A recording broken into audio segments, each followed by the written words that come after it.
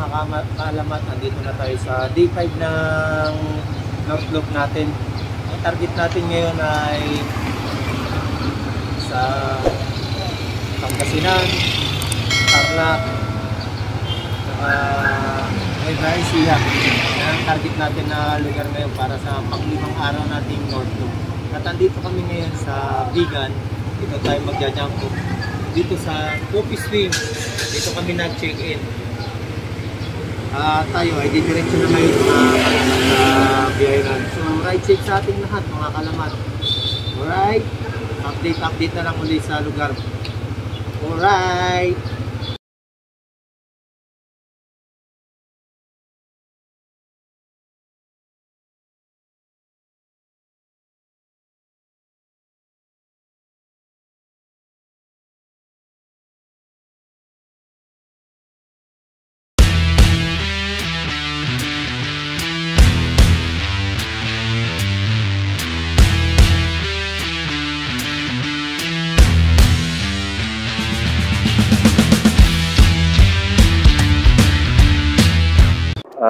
You know, Salcedo, Governor Reyes. Ayan mga kalamat. Time check natin, 7:27. Yan o, mga lumang bahay dito sa Bigan. Bye, Bigan! Babalikan kita, Bigan. Dahil isa ka sa pinakamagandang lugar na nagustuhan ko dito sa Norte. Labis akong namangha sa yung mga lumang bahay na feeling ko ay nasa lumang panahon pa ako. Andito pa rin tayo sa Bigan pero nakasalabas na tayo sa sentro ng Bigan yung sa mga lumang bahay like Calle Crisologo. Andito na tayo sa main road palabas. Napakasulit din ng naging experience namin dito sa Bigan, Ilocos Sur, mga kalamat. Nakita nyo naman, sumakay kami ng Kalesa. At first time namin ginawa yun sa buong buhay namin. Sa buong buhay ko, first time kong makasakay ng Kalesa. Kahit sa amin sa probinsya, walang ganyan eh. Sa Samar, sa Eastern Samar, walang ganyan. Dito ko lang naranasan sumakay na ganun. At sa magtatanong kung magkano yung bayad, napakamura. 200 pesos lang per hour. Pero syempre, depende rin kung magbibigay kayo ng tips sa tour guide nyo o sa driver ng Kalesa. Napakamura na rin. Syempre tayo, nagbigay tayo kahit konti doon kay Manong. Dahil masyado siyang sa amin. Talagang ina-entertain niya kami ng gusto. Kaya nagbigay tayo ng konting dagdag. Ayun, tuwan-tuwa naman yung driver ng Kalesa. Napakamura na, 200 pesos per hour. Depende kung mag-extend pa kayo. Kaya sulit yung naging experience namin. O ngayon, diretso tayo sa Banawang Bridge. Titignan natin yun. Balita ko kasi, nasira to nung bumaha. Kasi sobrang laki ng ilog dito. Nasira yung lumang tulay. Kaya titignan natin ngayon. Dahil isa yan sa gusto kong makakita rin. Kasi sa mga nakikita kong mga nag-YouTube din, dinadaanan nila yun. At natutuwa ako pagka napapanood ko sa YouTube. So, ride safe sa atin ulit mga kalamat. 2 kilometer bago natin marating ang Banawang Bridge. Malapit na lang yon, saglit na lang tayo. At makikita rin natin to. Ito na mga kalamat yun na, andito na tayo sa Banawang Bridge mga kalamat. Ito yung new bridge ng Banawang. At ayun naman yung lumang tulay. Dadaan lang tayo rito, babalik tayo at saka tayo pupunta ron. Pumapaw daw kasi to, kaya naputol, ayun o. Magpapalipad tayo ng drone dito dahil maganda yung spot na to.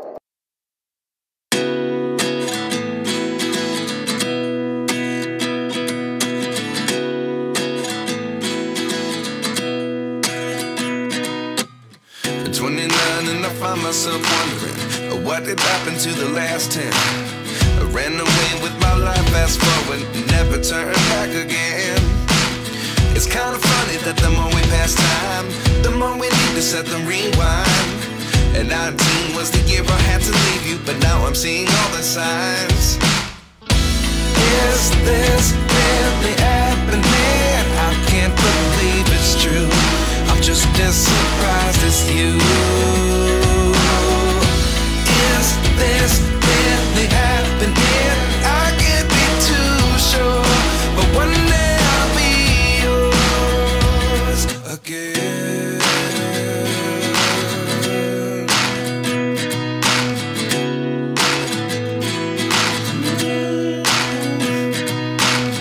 Life lessons come one in a dozen. The other 11 give something from nothing. I sit here looking for an answer. Maybe the biggest question was in the last chapter. You gave me the soul I have today. Without you I never could have moved away. But now I see what you teach. I do believe I always should have stayed. Yeah. Is this really happening? I can't believe it's true. I'm just as surprised as you. Is this really happening? I can't be too sure, but one day I'll be yours again. One day I'll be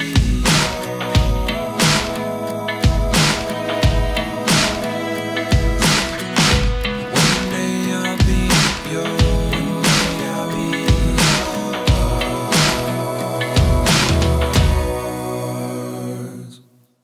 Life lessons come one in a dozen. The other 11 give something from nothing. Life lessons come one in a dozen.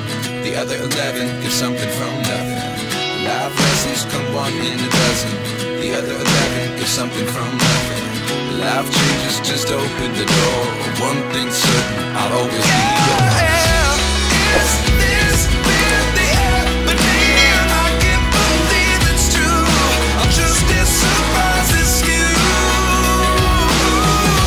Is this really happening? I can't be too sure, but one day I'll be yours. Yeah. Is this really happening? I can't believe it's true.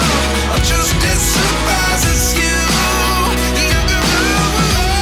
Is this really happening? I can't be too sure, but one day I'll be yours. Eto, ang ganda nung ano na to. Ang ganda rin ng tulay na to. Ang haba. Dito ginawa yung mga riders na nagtipon-tipon para doon sa campaign ni Pangulong BBM. Dito yon nung nag-viral. Yung napakaraming rider. Dito yon mga kaalamat. Oh, nakita nyo naman, di ba? Picture tayo rito.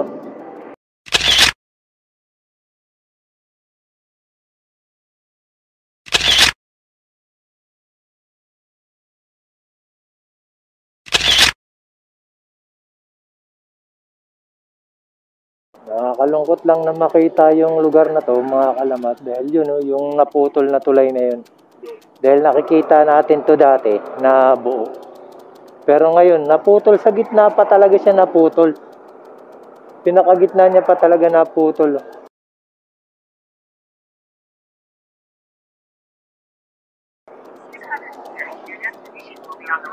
Sayang naman. Ang ganda na pa naman yan. Nilagyan na pa rin pa naman ng mga ilaw-ilaw yan. Kaya maganda dyan sa gabi. Pero yun nga, dahil sa kalamidad, kaya siya nagkaganyan, kaya naputol. Sa sobrang lakas ni Egay. Signal number 4 kasi dito. Entrance tayo. Oo. Ito, bigyan natin. Ano pangalan mo, sir? Tante. Tante, si bago nating subscriber, si Tante. Sige. Supporter natin. Maraming salamat, sir. Shoutout ako, ah. Oh, shout out guys, Sir Tante. Isa ring rider na kilala natin dito sa Banawang Bridge. Salamat, sir. Salamat, sir. Salamat. Okay, diretso na tayo sa biyahe, mga kalamat. Maghanap muna tayo ng gasolinahan at magpapagas tayo. Pasok na tayo ngayon sa bayan ng Santa Ana, Ilocos Sur. Santa lang. Welcome to Santa Ilocos Sur. Santa Ana. Santa lang pala, Santa Claus, Ilocos Sur. Target pa rin sana namin mga kalamat yung highest point. Kaya lang, hindi na namin pupuntahan kasi nagdaan nga si Egay, signal number 4. Baka marami tayong madaan ng mga landslide kaya hindi na rin namin pinuntahan. Pero talagang ano na rin namin yun. Plano rin sana namin puntahan yun. Siguro sa mga susunod na lang na rides natin, puro Cordillera naman ang tatargetin natin na mga rides para mapuntahan natin yung mga tourist spot din dyan sa Cordillera. Kagaya ng Sagada. Yan, pupuntahan natin yan. Mag-iipon-ipon lang muna ulit tayo ng pang-rides natin para marating natin yung lugar na yan. Andito na tayo sa bayan ng Narbacan, Ilocos Sur. Time check natin, 8:54 a.m. Nakakaisang oras na tayo ng rides mula Bigan hanggang dito sa Narbacan. Santiago, Ilocos Sur. Dito tayo sa Santiago, Ilocos Sur ngayon, mga alamat. Time check, 9:17 a.m. Pansin ko lang dito sa Ilocos Sur, maging sa Ilocos Norte, parang maliliit lang yung mga bayan nila. Yan ang napapansin ko. Kasi pagdating ng Arco, ibang bayan na kaagad ang saglit lang binibiyahe namin. Mapapansin ko, nasa ibang bayan na kaagad kami. Pero maganda na rin naman yung mga bayan dito sa Ilocos Sur. O dito sa Ilocos region, talagang magaganda yung mga bayan nila rito. Maraming mga tourist spot talaga. Update ulit tayo sa lugar, mga kalamat. Andito na tayo sa Candon. Kaliwa tayo. Candon, Ilocos Sur. Dito tayo pinadaan ni Google Maps sa Candon Bypass Road. Para hindi na tayo dumaan sa pinaka-sentro ng bayan. Traffic kasi doon. Dito tayo pinadaan ni Google Map. Ang haba rin ng na to Ay, hindi. Ayan yung bayan ng Candon sa baba.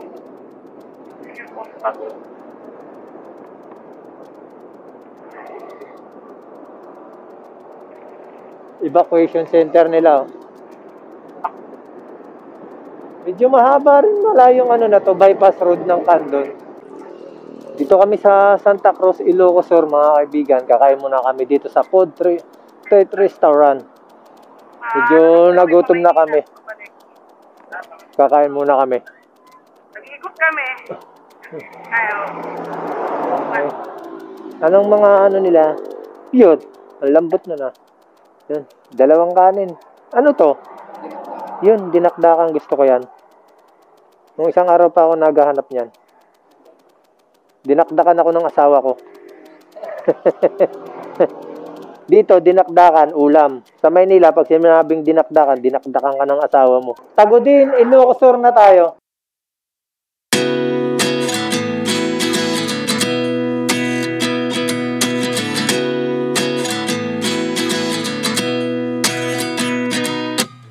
At 29 and I find myself wondering what did happen to the last 10. I ran away with my life, fast forward, never turn back again. It's kind of funny that the more we pass time, the more we need to set the rewind. And 19 was the year I had to leave you, but now I'm seeing all the signs. Is this really happening? I can't believe it's true. I'm just as surprised as you. Is this really happening? I can't be too sure, but one day I'll be yours again.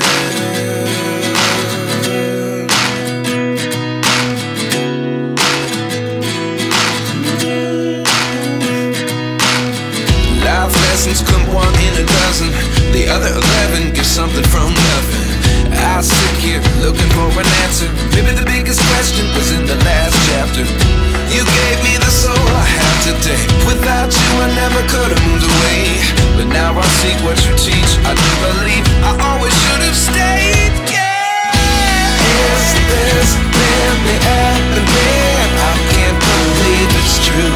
I'm just as surprised as you. Is this really happening? I can't be too sure, but one day I'll be yours again. One day I'll be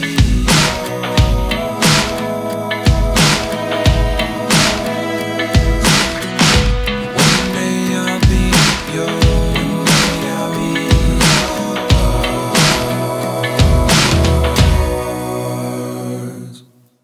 Life lessons come one in a dozen. The other 11 get something from nothing. Life lessons come one in a dozen.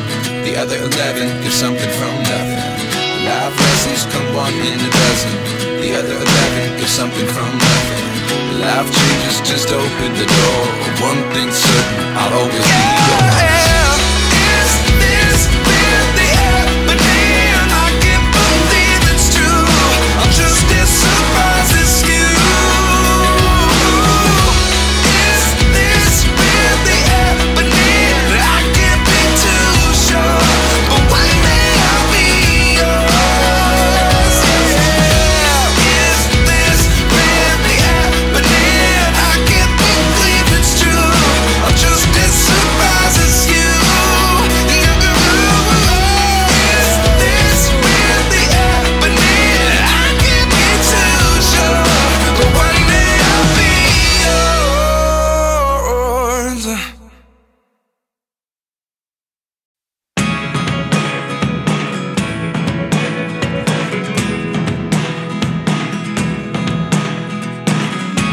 I never really know what's going on.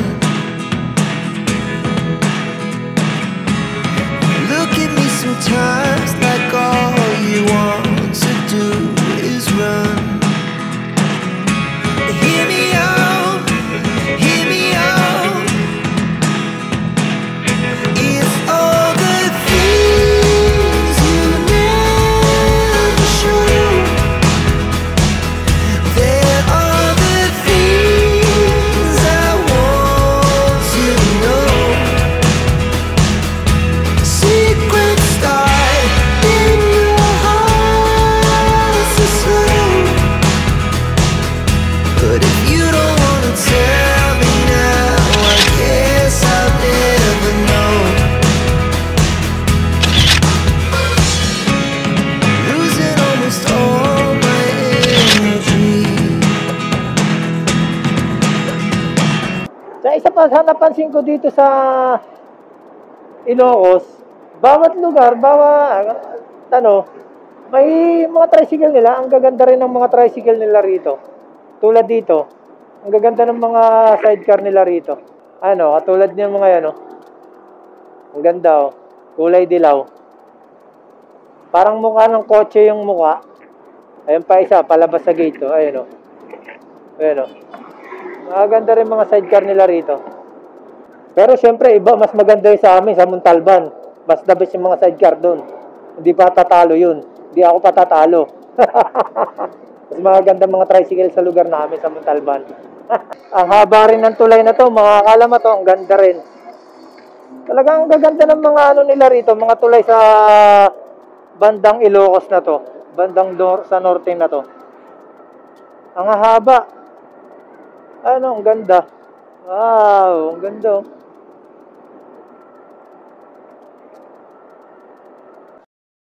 One eternity later. Andito tayo ngayon sa La Union, mga kalamat. Ayun,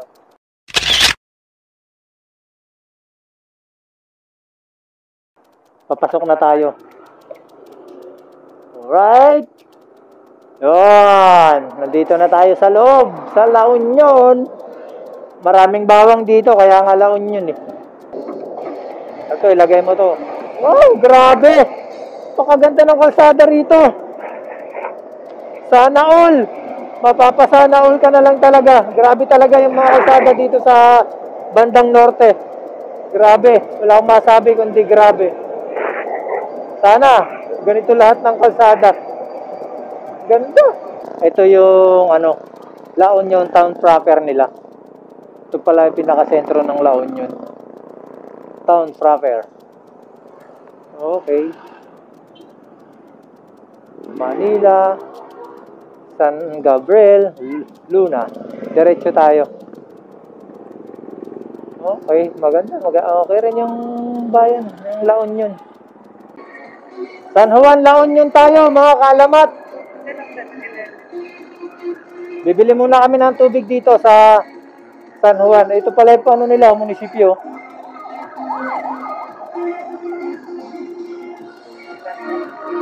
Bili muna ng tubig, nauuhaw na.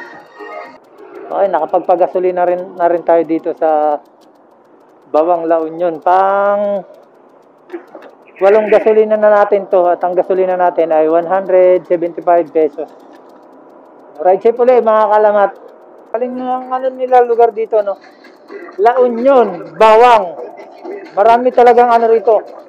Sibuyas, tsaka bawang. La Union na, bawang pa.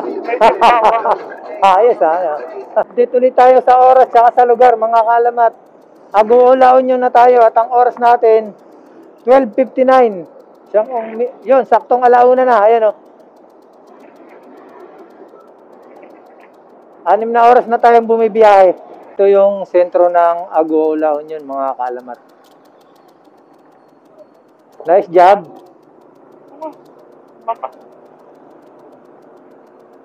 Buhay na buhay din yung mga nila rito.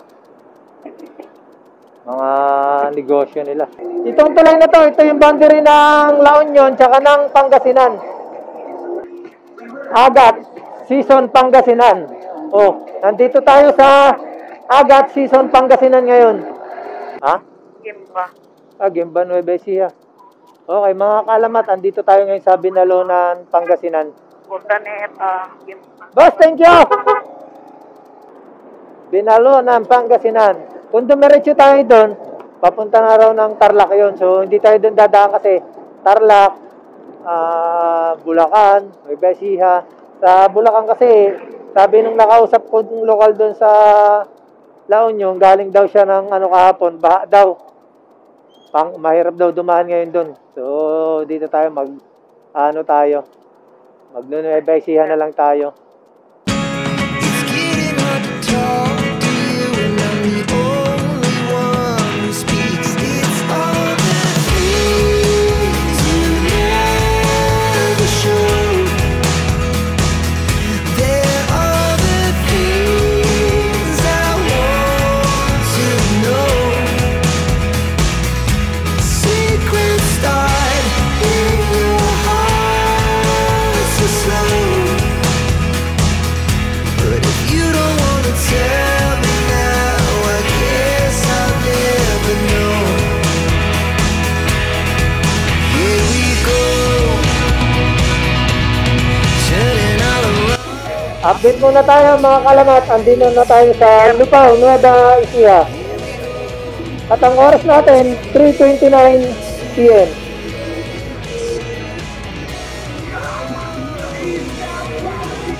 Ito yung pamilihang bayan ng Lupao, Nueva Ecija. Maliit lang rin na bayan pala yung Lupao. Grabe, sana wag tayong ng ulan na yan. Umulan na rito. Ayun basa yung kalsada. Sana hindi natin masalubong ulan na yan. Okay, update ulit sa lugar na dinadaanan natin mga kalamat. Muñoz, Nueva Ecija na tayo. At ayun na nga, inulan na kami. Mga 15 minutes na kaming bumibiyahe na umuulan. Ang lakas ng ulan. Pero tuloy-tuloy pa rin ang natin. Dahan-dahan lang tayo. Hanggang sa makarating tayo sa Cabiao. Doon tayo magpapahinga ng isang gabi. Sa Cabiao, Nueva Ecija. Mahigit isang oras at kalahati bago tayo makarating doon. 58 kilometers. 58 kilometers bago tayo makarating doon.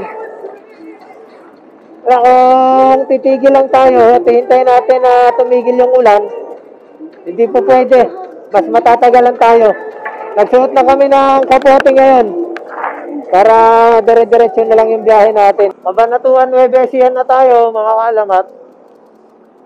At kasalukuyang binabayo pa rin tayo ng malakas na ulan. Pero didiretsuhin ko na to hanggang Cabiao, Nueva Ecija. At doon na tayo magpapahinga ng gabi. Grabe yung nararanasan talaga namin, mga experience dito sa North Loop namin, mga kaalamat. Ito, ang lakas ng ulan. Ang traffic pa. Dito sa San Leonardo, Nueva Ecija. Ito.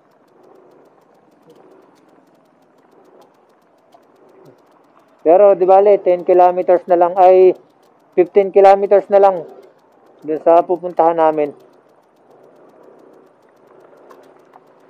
Doon na tayo magpapahinga dahil mag-aalas 6 na rin. Naputol yung ano natin dito, mga kaalamat. Tumaalog, mabigat kasi pagka may ganito. Sana gumana pa siya. Tama. Shit ka talaga. Ilang beses ka na nasira.